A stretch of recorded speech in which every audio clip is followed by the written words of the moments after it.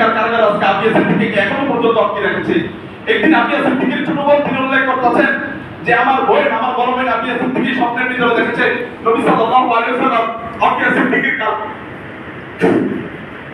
নবী সাল্লাল্লাহু আলাইহি ওয়াসাল্লাম আবিয়া সিদ্দিকীর কাছে এসেছে। তখন আবিয়া সিদ্দিকী বলতেছে, ইয়া রাসূলুল্লাহ, আমাকে কি এই কারাগার থেকে আপনি মুক্ত করবেন না? আমাকে কি এই কারাগার থেকে মুক্ত করবেন না? আমাকে এই সারা জীবন জেলের ভিতরে বন্দী হয়ে থাকবো? নবী সাল্লাল্লাহু আলাইহি ওয়াসাল্লাম বলতেছে, এই আবিয়া সিদ্দিকী, তুমি তো কারাগারের ভিতরে বন্দী নয়, আমার সমস্ত উম্মত কারাগারের ভিতরে বন্দী।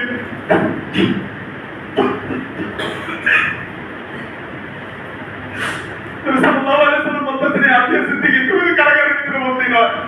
যখন আবিয়া সিদ্দিকী কোড়ে তার কারণে হয়, তখন আবিয়া সিদ্দিকী সমস্ত মুসলিম বিশ্বের উপর ঘৃণা করে একটা কথা ওই কোর্ট জজকে বলছিলেন। আবিয়া সিদ্দিকী বলছিলেন, হে দশ, শুনে রাখো, তোমরা আমাকে মুক্তি দিবে না, কিন্তু আমাকে মুক্ত করার জন্য সালাউদ্দিন মতো আইবের মুজাহিদ আসবে, সালাউদ্দিনের মতো মুজাহিদ আসবে আমাকে মুক্তি করার জন্য। আমাকে মুক্তি করার জন্য খালিদ বিন ওয়ালিদ রাদিয়াল্লাহু তাআলা আনহুর মতো মুজাহিদ আসবে। আমাকে মুক্তি করার জন্য কাসিম বিন ওয়ালিদ রাদিয়াল্লাহু তাআলা আনহুর মতো মুজাহিদ আসবে।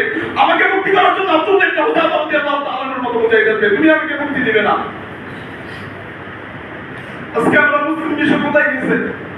আজকে আমরা আমাদের ফিলিস্তিনের ভাই বোনদেরকে দৌড়ে হত্যা করতেছে, দৈনিক কত শিশু দৌড়ে হত্যা করতেছে।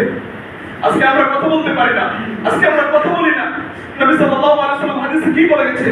নবী সাল্লাল্লাহু আলাইহি ওয়াসাল্লাম স্পষ্ট হাদিস, যখন সারা পৃথিবীর ভিতরে পৃথিবীর কোন স্থানে মুসলমানদেরকে দৌড়ে আক্রমণ করা হয়, পৃথিবীর কোন স্থানে মুসলমানদের উপর আক্রমণ করা হয়, তখন যদি তোমাদের সামর্থ্য থাকে তাহলে তোমরা যুদ্ধ করে হাত দ্বারা বাধা প্রদান করো। যদি তোমাদের সামর্থ্য না থাকে তাহলে তোমরা মুখ দ্বারা বাধা প্রদান করো।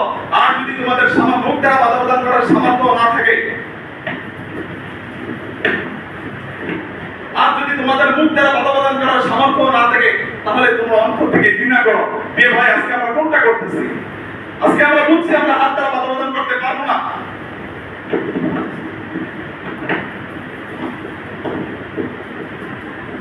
আজকে আমরা বুঝছি যে আমরা হাত দ্বারা বাধা প্রদান করতে পারবো না।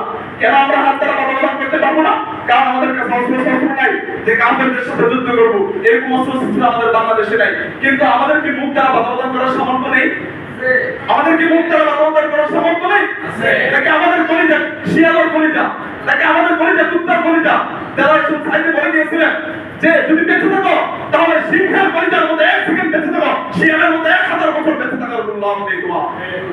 যদি সিংহের মধ্যে 1 সেকেন্ড বেঁচে থাকো, 1 সেকেন্ড তোমার উপর বরকত, তোমার উপর কল্যাণ কর।